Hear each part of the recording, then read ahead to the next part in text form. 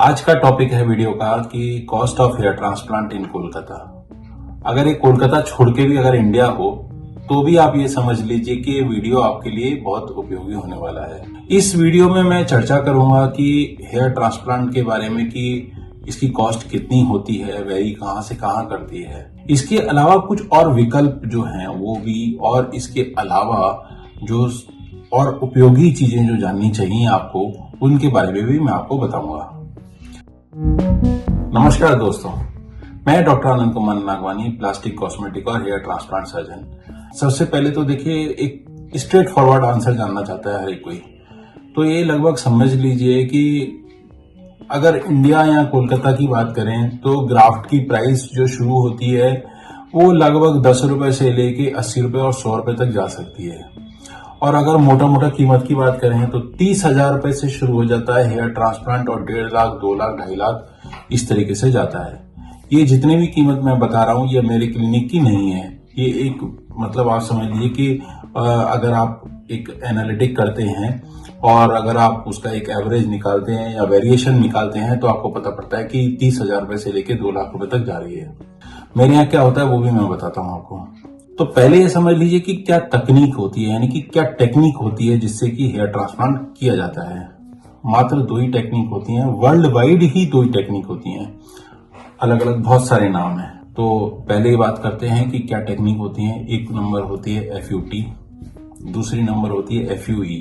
अब इसके विभिन्न नाम हैं, कोई DHI बोल दे, कोई इसको QST बोल दे, कोई कुछ बोल दे, कोई कुछ बोल दे, जिसकी जो इच्छा वो बोल दे। FUT क्या होती है, जिसमें हम स्ट्रिप काटते हैं। FUE क्या होती है, जिसमें हम एक एक फॉलिकल निकालते हैं। मोर और लेस FUE को ज्यादा प्रमोट किया जाता है।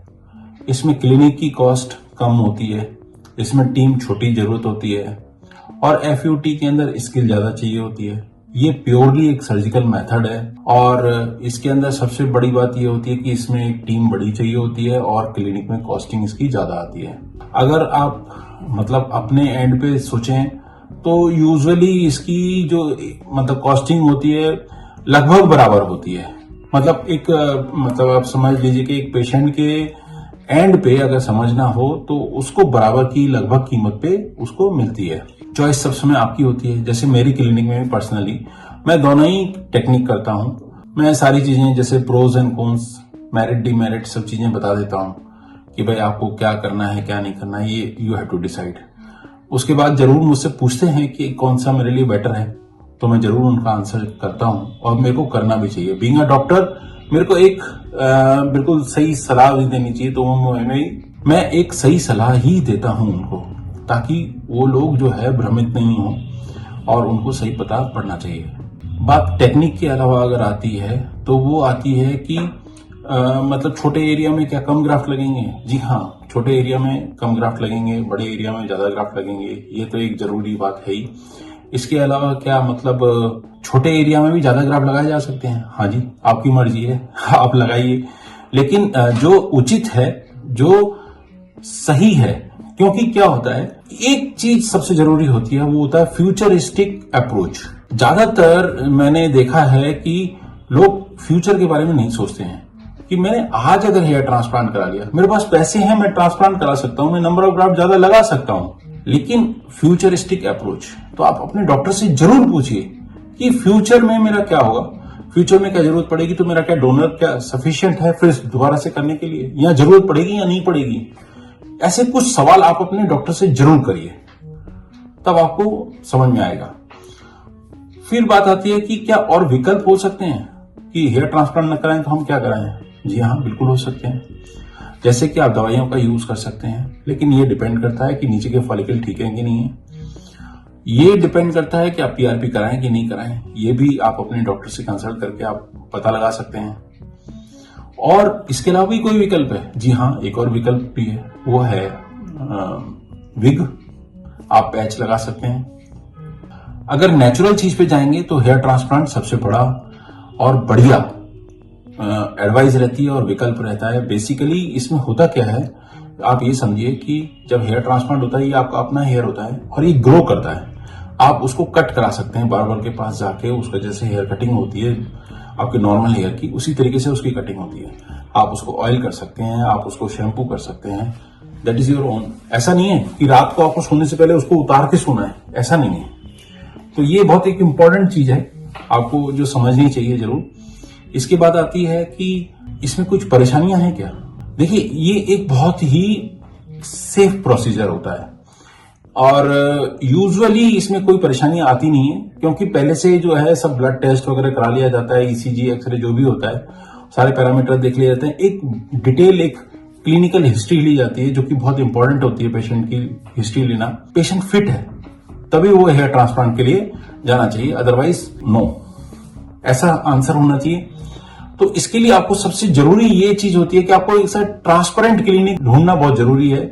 सिर्फ हेयर ट्रांसप्लांट बोल के नहीं होगा, ऐसा ट्रांसपेरेंट क्लिनिक होना चाहिए, डॉक्टर होना चाहिए, जिससे कि आपको आप बात करिए और आपकी बातों का आंसर मिले सेटिस्फैक्ट्री, तभी आप प्रोसीड करिए हेयर ट्रांसप्लांट के लिए। तो कॉस्ट वर्ड जो भी आता है ना, तो उसमें ये सारी चीजें शामिल होनी चाहिए और आपको पूछनी भी चाहिए जरूर। ट्रांसपेरेंट का मतलब ये नहीं कि सिर्फ ऑपरेशन के टाइम पे ट्रांसपेरेंट या ऑपरेशन से पहले ट्रांसपेरेंट। और ट्रांसपेरेंट मींस ऑपरेशन जब हो गया, चाहे 1 साल हो गया, 2 साल हो गया, 5 साल हो गया, तब भी वो ट्रांसपेरेंट है कि नहीं है। मींस डॉक्टर और पेशेंट का रिलेशनशिप कैसा है, क्लिनिक और पेशेंट का रिलेशनशिप कैसा है। फिर आता है कि भाई आप, मतलब हमारे यहाँ क्या पैसा लगता है, मतलब कॉस्ट कितनी आती है। तो हमारे यहाँ का है 25 रुपीज पर ग्राफ्ट। 2024 दिसंबर खत्म होने वाला है, तो दिसंबर 2024 तक भी उसका प्राइस ये है, और जनवरी 2025 के अंदर भी यही प्राइस रहने वाला है, चाहे वो FUT हो चाहे वो FUE हो। 18% GST जो होती है सरकार को देने के लिए, गुड्स एंड जो सर्विस टैक्स होता है GST, वो आपको जरूर उसके ऊपर पे करना पड़ता है, ये मैंडेटरी है।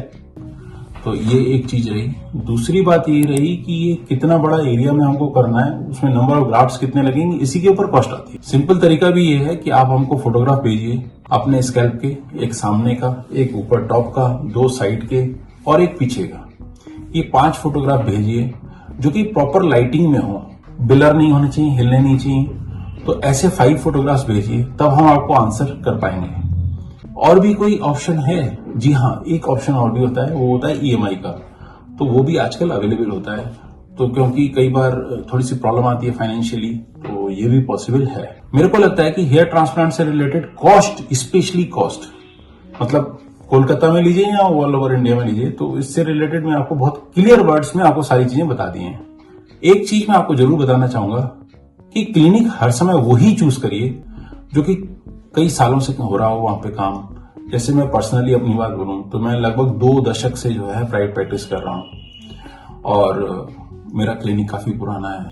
आप अपने कमेंट, आप अपने क्वेश्चंस मेरे पास व्हाट्सएप के द्वारा भेजिए।